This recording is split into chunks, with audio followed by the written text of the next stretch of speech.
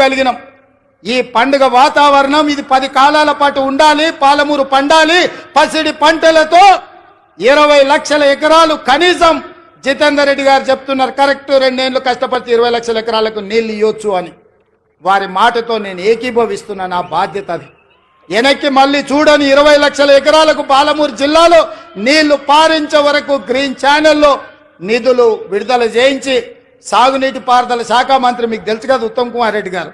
ఆయన ఏ ఊరు అల్లుడో తెలుసా? మన పాలమూరు అల్లుడు. జడ్చర్ల పక్కనే ఊరు. మన ఊరు అల్లుడే ఈరోజు సాగునీటి పారుదల శాఖ మంత్రి.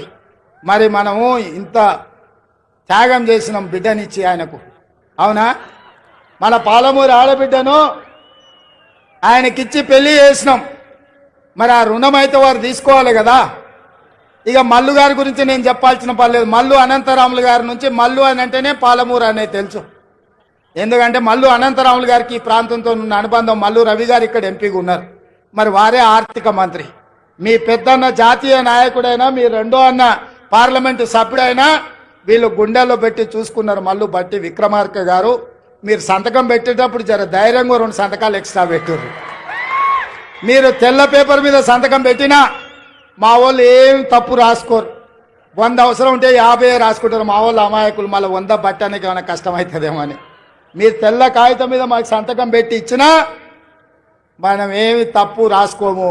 100 అవసరం ఉంటే 50 రాసుకుంటాం మనం. ఎందుకంటే ఎంత ఉంటే గంతే కాళ్ళు చాపుకోవాలి అనుకుంటాం మనం. అవునా?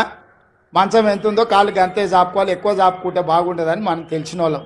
ఇక దామోదర్ రాజనరసింహ గారు మన ఇన్ఛార్జ్ మంత్రి. నేను ఇష్టపడి ఆయన తీసుకొచ్చి ఇక్కడ పెట్టినా. ఎందుకంటే మనం ఏం అడిగినా ఏం అడగకుండా చూడకుండా సంతకం పెడతాడు ఆయన. ఆయనకు చదువు బాగొచ్చు, ఇంగ్లీష్ కూడా వచ్చు. కానీ నేను అడిగితే చదువుకుంటే సంతకం పెడతాడని అన్నను మన పాలమూరు జిల్లా ఇన్ఛార్జ్ మంత్రిగా తీసుకొచ్చిన. నేనే అడిగి వారిని ఇక్కడ ప్రత్యేకంగా సెలెక్ట్ చేసి పెట్టుకున్నా. నాకేముంది చెప్పు? ఆయనను ఏదన్నా అడిగితే జిల్లా కోసం అడగాల్సిందే కదా. అందుకే మీరందరూ వేదిక మీద ఉన్న పెద్దలందరికీ పెద్ద ఎత్తున సప్పట్లు కొట్టి మనకు అన్నీ ఇవ్వాల్సిందిగా, వెనకాల ఉన్నోళ్ళు కూడా ఆఖరికి ఉన్నోళ్ళు కూడా మీ సప్పట్లే వాళ్లకు మన విజ్ఞప్తి. ఎందుకంటే మీరు ఒక్కరొక్కరు కలిసి చెప్పలేరు. అందరు గట్టిగా నిలబడి సప్పట్లు అందరు నిటారుగా నిలబడి వాళ్ళకు సప్పట్లు కొట్టండి అన్న. మా వాళ్ళ ఆలోచన, మా వాళ్ళ ఆకాంక్ష 70 ఏళ్ళ మా కష్టం. సప్పట్లు కూడా కొట్టండి.